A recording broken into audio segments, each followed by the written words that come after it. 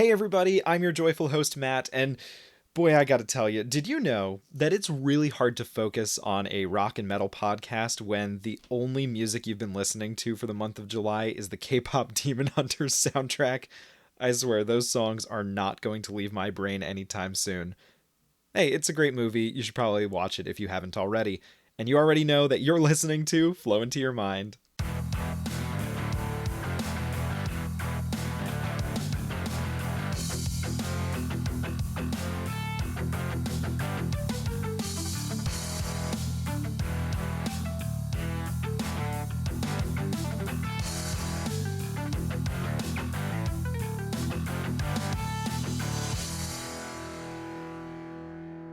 Ah, it feels so good to get back to doing one of my favorite things, which is telling you about obscure bands and why you ought to listen to them. I also, real quick, want to thank everyone who has been listening. I recently received a very lovely message from a fan, and that makes me so thrilled to keep this hobby going. Flow Into Your Mind is a pet project of mine, but I also hope to foster a little community out of it, so thank you all so much. Now, without any further ado, today I am stoked to tell you about a French symphonic metal band called Fourth Circle. Their name was primarily inspired by Dante's Inferno. According to Dante, the fourth circle of hell was intended to punish people whose attitudes about material wealth deviated from a healthy level, either constantly squandering what they had or always seeking more: the prodigal and the avaricious. Fourth Circle officially formed in 2011 in Ayange, France. They aim to deliver a symphonic metal style with similar flavoring to Nightwish, Epica, or Within Temptation. They've always felt that their core sound is symphonic metal, but they've never been shy to think outside of the box, which almost sets them into the camp of progressive metal.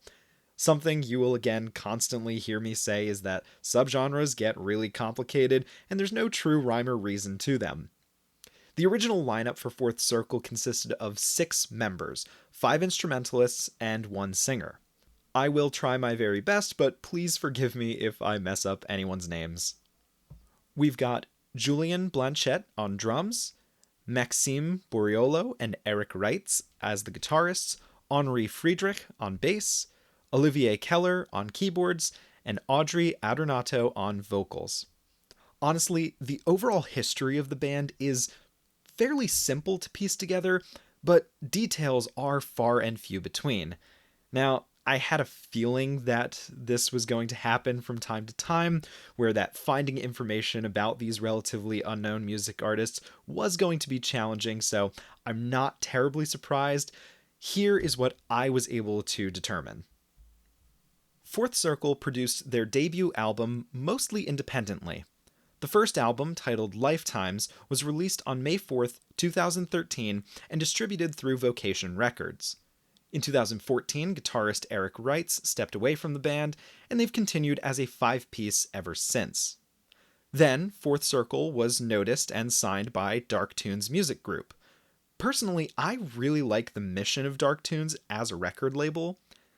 They claim in the About section of their webpage that every artist they've signed is valued for their individuality, and they want to allow creativity to flow and provide their bands with the tools to shape the future of alternative music. Darktunes states, quote, "We don't follow trends, we create them," end quote. Hey, mad respect for Darktunes. Following getting signed, Fourth Circle went back to the studio to remix and remaster their first, and at that time, only album. Fans got to hear the deluxe edition of Lifetimes in June of 2015. Next, they released their second full-length album, Elements, on October 28, 2016. It was around that same time that bassist Henri departed from the band, and they hired Cedric Noel, who has been the bass player ever since. Their third studio release, titled Worlds, came out March 13th, 2020. Which we all know was the same time that everything began to shut down because of a certain worldwide pandemic. A brief side note here, symphonic metal legends Nightwish and the first group that I covered on this podcast, Conception, also released new music in March and April of 2020. So, hey, at least we had awesome music to listen to while we were all slowly losing our minds during quarantine. As for Fourth Circle, however, things have been fairly quiet. On July 24th, 2023, they posted on Facebook that they were back to performing concerts and that they really missed seeing their fans. But that was the latest post from the band. From what I can tell, their website is no longer active, and Darktunes has pulled most of the information about Fourth Circle off from their website too. They're not even currently listed under the names of signed artists anymore. Like I said regarding Cartagena, I really hope this isn't the end of a band that seemed to be improving and developing into a powerhouse act. Now, allow me to give you my insight and opinions about what makes Fourth Circle's music wonderful and why you should check out what they have to offer. As I said earlier, they primarily developed their sound to be similar to Nightwish, Epica, Delain, and Within Temptation, but because Audrey also chose to experiment with screams that feel more at home in black metal, Fourth Circle reminds me much more of Ad Infinitum and Seven Spires. Oh my goodness, Melissa Bonney, Adrian Cohen, and Audrey Alternato should totally collaborate someday. I think I will constantly be impressed by women who can sing like angels and scream like demons. It triggers a little reaction in my brain that just makes me really happy, and it also makes me want to keep listening. Oh, and something else that I am always in admiration of are intro tracks that draw you in and create an immersive experience. For that debut album, Lifetimes, Fourth Circle delivered a grandiose overture with their first track simply titled Opening. Most bands would set their intro tracks to hit somewhere around the 2-minute mark, but this one clocks in at nearly 6 minutes long. Speaking of clocks, the first thing that greets anyone listening to this intro is the sound of a ticking clock. It's giving Unus Annus. I know there's at least one of my listeners that will get that reference. Opening also features sweeping orchestral music, sound effects, spoken narration, and, finally, after 3.5 minutes, they come in with heavy metal. Anyone looking to make a killer intro song, take note. There is a lot to enjoy about Lifetimes, and I can definitely hear the influences from Delain on this album. A few songs like Neverending Madness, Wild as I Am, and the very end of One Blink feature some intense guttural screams that I wasn't exactly able to identify with any particular member of the band, but they work really well in context. I'm especially fond of Audrey's higher-pitched fry screams layered on top of these gutturals, especially in One Blink, which I now affectionately refer to as the Doctor Who song. We even get 2 awesome power ballads, The Beginning and Eternal Stream. Both are great, although Eternal Stream stands out just a little bit more for me because of its melodies. Now, why don't we take a look at Fourth Circle's second album, Elements. Intro track this time around is called Write Your Own Story, which fits the more traditional length of an overture at just 1 minute and 48 seconds. This intro also flows seamlessly into the next track, which is titled Take, so definitely listen to these as if they're one complete song. The album title, Elements, starts to make sense when you start seeing song names such as Water's Child, Iron Drops, and Crossing the Air. Earlier, I mentioned Audrey's crazy cool harsh vocals, but she has insanely good cleans too. Both vocal styles are put to good use in Crossing the Air, which has her screaming underneath her gorgeous operatic mezzo-soprano tone. Something else that Fourth Circle will do is put some electronic distortion over Audrey's voice, which almost makes it sound like she's talking into a megaphone, and that creates a pretty neat effect for some of their more heavy-hitting tracks. Now, I can understand if some people don't necessarily want to engage with harsh vocals. Metalheads, we certainly enjoy it, but I recognize that it's not everyone's cup of tea. So, that being the case, Fourth Circle might not be the immediate choice for introducing people to symphonic metal. On the other hand, for anyone who is new to the genre, might I suggest that you listen to Signals, and if you enjoy that song, you definitely need to check out the last 2 songs on this album, The Tale and Sleepless Sun. Just like I had said about the intro and the second track, you have to listen to these as if they are a single song. Also, if you are new to the world of symphonic metal or heavy metal in general, please feel free to reach out. I would be happy to answer any of your burning questions. Or should I just do a Q&A or something? I'll think about that later. All right, my friends, now I get to tell you about the third studio release, which is my favorite Fourth Circle album, Worlds, which is, of course, a concept album. Oh, I love concept albums. A quick reminder that a concept album tells a narrative story, generally with repeating themes and characters throughout the entirety of the album.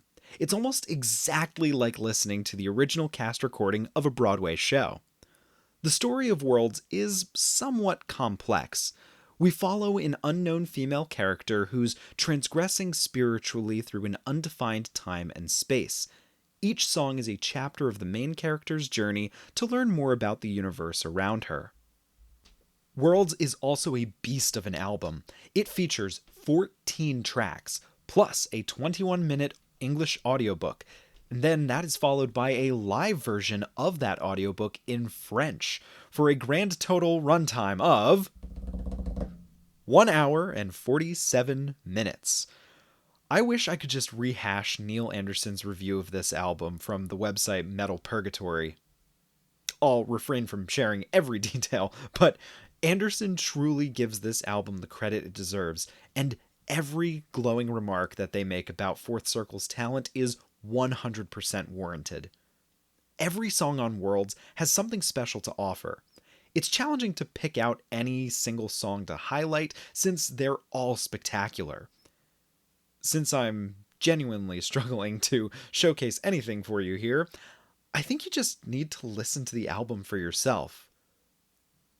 Oh, okay, maybe I have 2 songs that I can quickly discuss. I particularly enjoy the duet style of the song Feeling.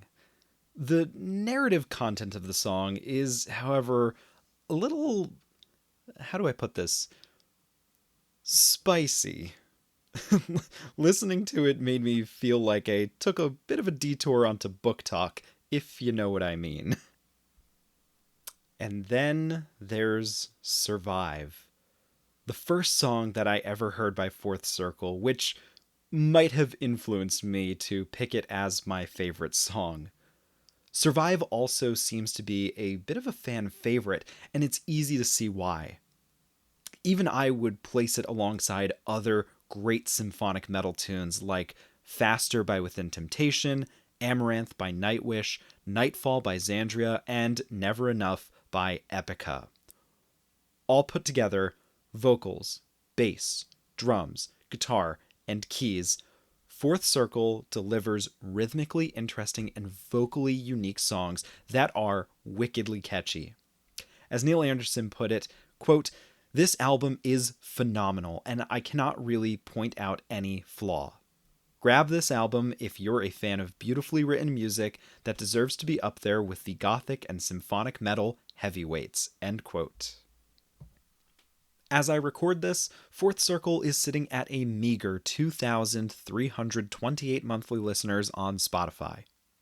For reference, the band Within Temptation has 2.2 million monthly listeners.